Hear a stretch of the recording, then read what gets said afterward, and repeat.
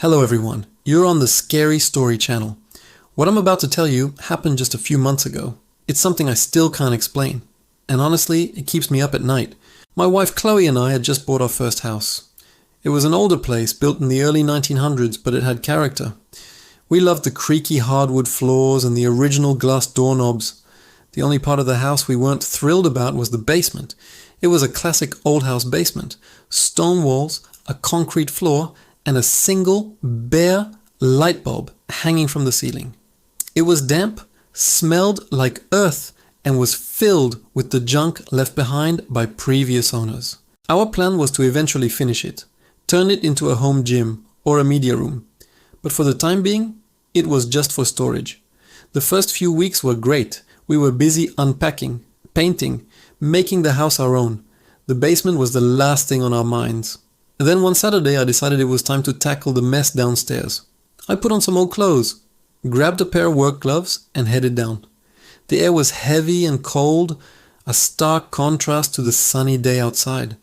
I pulled the string for the light bulb and the space was bathed in a weak yellow glow. I started by moving old furniture and boxes. Most of it was junk. Broken chairs, old newspapers, things that should have been thrown out decades ago. As I cleared a space in the center of the floor, I noticed something odd.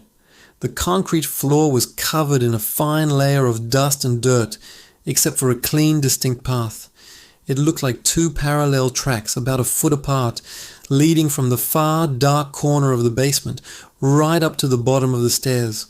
They were perfectly straight, as if something had been rolled or dragged along the same path over and over again.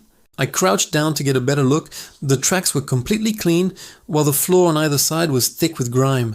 It was strange, but I figured it must have been the previous owners moving something heavy back and forth. Maybe a heavy tool chest on wheels or something. I shrugged it off and went back to work. That night, as Chloe and I were watching a movie, I heard a sound from downstairs. It was faint, a low, rhythmic scraping. Scrape, pause, scrape, pause. I muted the TV and listened. "Did you hear that?" I asked Chloe. She shook her head. "Hear what?" "I didn't hear anything." The sound stopped. I figured it was just a house settling, or maybe a pipe. Old houses make noises. I tried to forget about it, but a sense of unease settled over me. The next morning I went down to the basement again, this time to grab the laundry detergent. As I reached the bottom step, I froze. The tracks were there, just as they had been the day before. But now they looked fresher. The dust I had kicked up yesterday seemed to have been cleared away again, making the path even more defined. My heart started to beat a little faster. This wasn't right. I tried to reason with myself. Maybe it was an airflow thing, a draft from somewhere creating this pattern? It seemed unlikely, but what other explanation was there? A few nights later, the scraping sound returned. This time it was louder, more distinct. Scrape, scrape, scrape. It was coming directly from below the living room floor. I got up and tiptoed to the basement door in the kitchen. I pressed my ear against the cool wood. The sound was clearer now, a heavy, dragging noise. It sounded like stone grinding on concrete. And it was moving. It was moving along the path I had seen. I couldn't bring myself to open the door. I was paralyzed by a fear I couldn't name. I just stood there, listening, until the sound eventually faded away, towards the far corner of the basement. The next day, I had to know. I waited until Chloe left for work. Then I took a deep breath and opened the basement door. The damp, cold air rushed out to meet me. I flicked on the light and slowly descended the wooden stairs, my every sense on high alert. The tracks were there. And at the end of the tracks, in the darkest corner of the basement, something was different. The pile of junk, old tarps, rotting wood, and rusty metal had been disturbed. It looked like something had pushed its way out from underneath it and then retreated back. My curiosity was now battling with my terror. I had to see what was under that pile. I grabbed an old snow shovel that was leaning against the wall and cautiously approached the corner. My hands were shaking. I used the shovel to push aside the top layer of junk. A moldy tarp fell away, revealing a stack of old water-damaged wooden planks. As I moved the planks, I uncovered it. It was a chest. An old wooden chest bound with rusted iron straps. It was heavy and it sat directly at the end of the tracks. But that wasn't the most disturbing part. The chest itself wasn't what had made the tracks. Attached to the bottom of the chest, on either side, were two thick stone runners, like the runners on a sled. They were made of rough grey stone, and they were worn smooth on the bottom, as if they had been dragged across the concrete floor 1,000 times. What could possibly be in this chest that required it to be dragged back and forth every night? And more importantly, who or what was dragging it? I stood there for a long time, just staring at it. The rational part of my brain was screaming at me to just leave it alone, board up the basement door, and pretend it didn't exist. But another part, the part that had gotten me into this mess, needed to know. I tried to lift the lid, but it was locked. There was a large, rusty padlock on the front. I went back upstairs and rummaged through my toolbox, my mind racing. I found a hammer and a large screwdriver. This was probably a terrible idea, but I couldn't stop myself. Back in the basement, I knelt beside the chest. I wedged the screwdriver into the padlock's hasp and started hammering. The noise echoed loudly in the confined space. After several hard hits, the rusty metal finally gave way with a loud snap. I paused, listening. The house was silent. My heart was pounding in my ears. I took a deep breath, grabbed the lid with both hands, and lifted. It was heavy, but it opened with a long, drawn-out creak. The inside of the chest was lined with old, stained fabric, and nestled in the center was a single object.